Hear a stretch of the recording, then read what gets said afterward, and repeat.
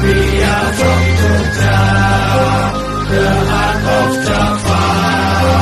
Our English mantra flows just like lava. We are from.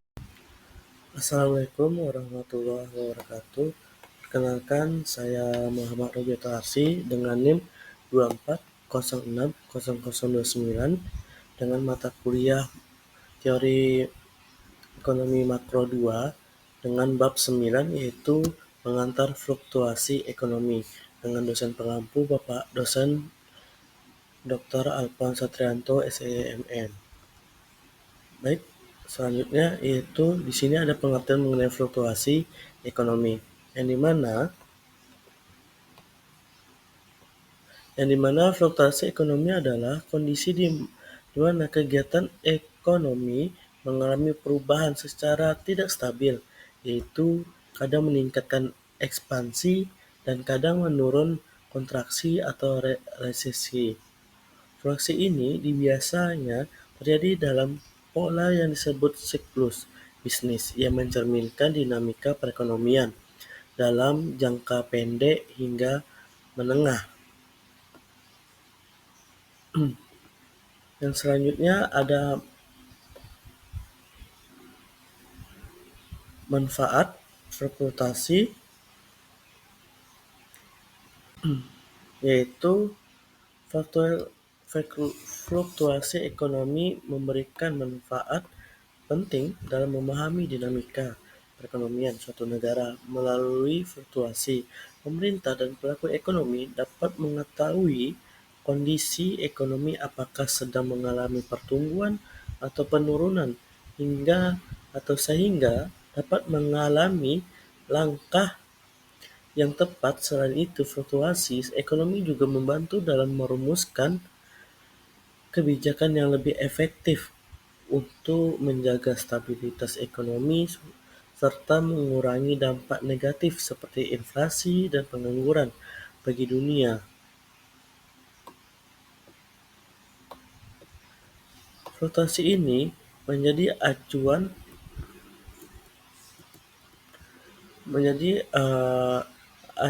dalam menyusun bisnis investasi agar tetap berjalan dan berkembang di tengah kondisi ekonomi.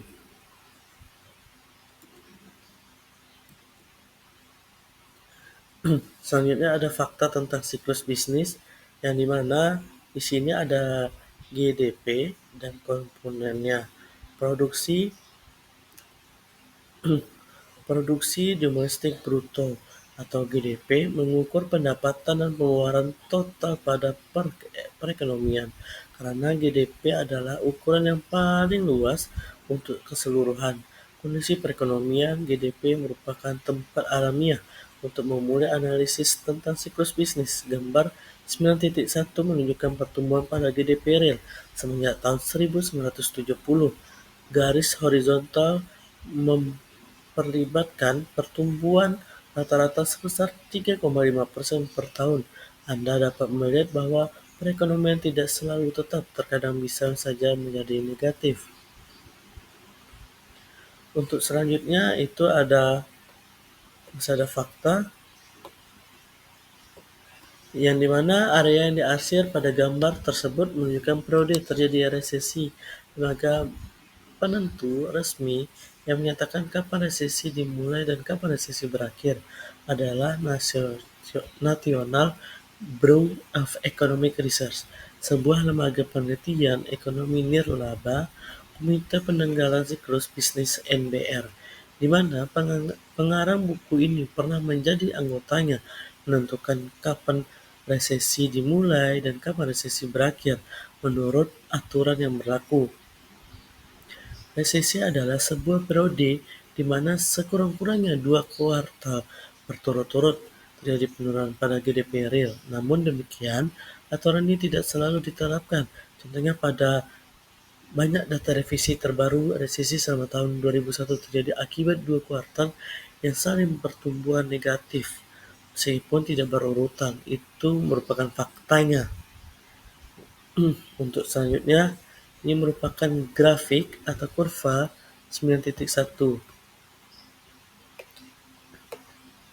yang dimana kita bisa lihat kurva tersebut menunjukkan tingkat pertumbuhan GDP real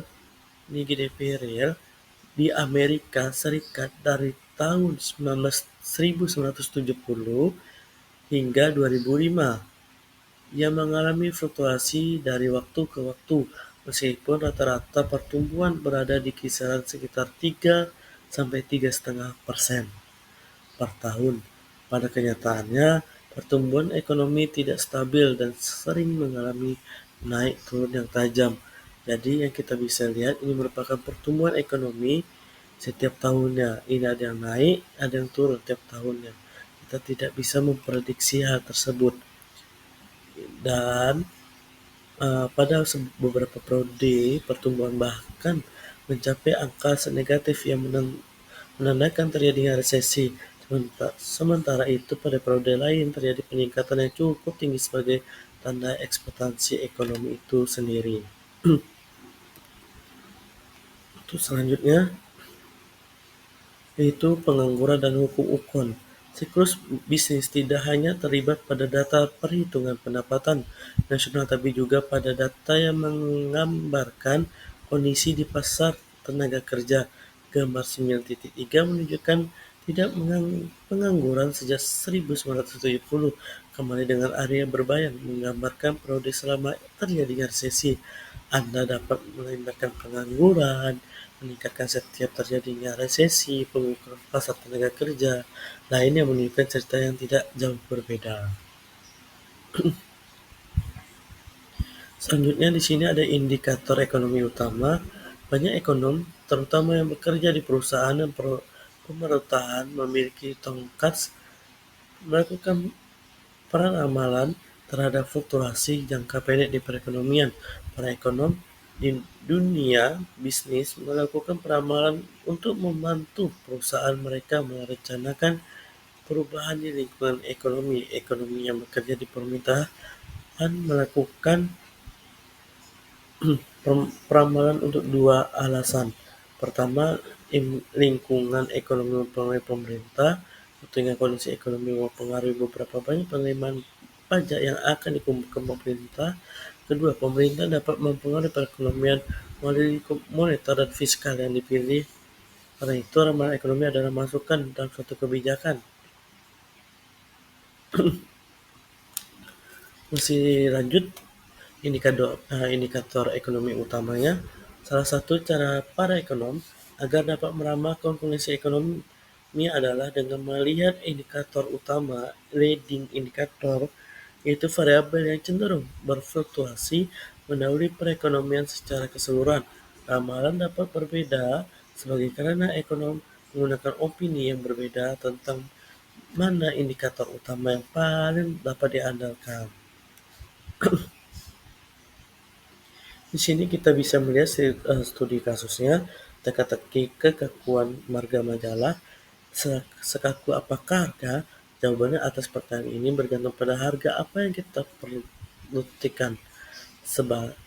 Sebagian komunitas bagi gandum, kacang kedelai, dan daging olahan diperdagangkan secara terorganisasi dan harganya berubah setiap menitnya. Studi kasus lagi, alasan terjadinya kekakuan harga tidaklah selalu jelas. Perbaikanlah misalnya pasar untuk majalah. Sebuah studi mencatatkan bahwa majalah sangatlah jarang berubah harga jualnya. Majalah biasanya membiarkan inflasi mengkikis harga rilis sekitar 25%, sebelum meningkatkan harga nominal. Ketika inflasi adalah 4% per tahun, majalah menggunakan harga yang kira-kira setiap 6 tahun. Di sini merupakan model penawaran agregat dan permintaan agregat. Kita di sini sangat ringkas saja ya. Dalam teori makroekonomi klasik, jumlah output bergantung pada kemampuan perekonomian menawarkan barang dan jasa, yang sebaliknya bergantung pada suplai modal dan tenaga kerja, serta pada ketersediaan teknologi produksi. INA adalah esensi dari model klasik dasar yang dikembangkan pada bab 3 ini. Yang berikutnya ada studi kasus emas Greenback dan kontraksi tahun 1870-an, yang dimana berakhirnya Perang Sipil di Amerika Serikat memberikan contoh nyata tentang phegonyma atau istilahnya kasus kelonjakan moneter atau lonjakan moneter kontraktif mempengaruhi perekonomian sebelum perang. Amerika Serikat memperlakukan standar emas uang kertas dolar ditukar untuk emas atau menjadi emas. Di bawah kebijakan ini, jumlah emas menentukan jumlah uang beredar dan tingkat harga. Untuk selanjutnya, sini ada kebijakan fluktuasi dalam keseluruhan perekonomian berasal dari perubahan penawaran agregat dan atau permintaan agregat. Para ekonom menyebut perubahan eksogen dalam kurva ini harga atau sebagai guncangan shock terhadap perekonomian. Mungkin kita bisa lanjut. Sini kita bisa lihat kesimpulan yang dimana bab ini memperkenalkan kerangka kerja untuk memperhalus atau memperluas dana ekonomis, model, persoalan agregat dan permintaan agregat. Model ini dibangun atas asumsi bahwa harga bersulit dalam jangka pendek dan fleksibel dalam jangka panjang. Hal ini menunjukkan bangunan guncangan terhadap perekonomian menyebabkan output yang sementara menyimpang dan tingkat yang ditunjukkan oleh model klasik. Dalam bab-bab selanjutnya, kita akan memperbarui kembali pemahaman kita tentang model ini dan analisis kita tentang untuk kebijakan stabilisasi pada bab 10 sampai bab 20, memperdalam kajian tentang persamaan kualitas untuk memperbarui kembali teori permintaan agregat. Perbaiki ini menunjukkan bahwa permintaan agregat bergantung pada kebanyakan fiskal serta kebijakan moneter. Mungkin itu saja perkenalan dan menjelaskan materi tentang bab 9. Apabila saya kata mohon maaf. Wassalamualaikum warahmatullahi wabarakatuh.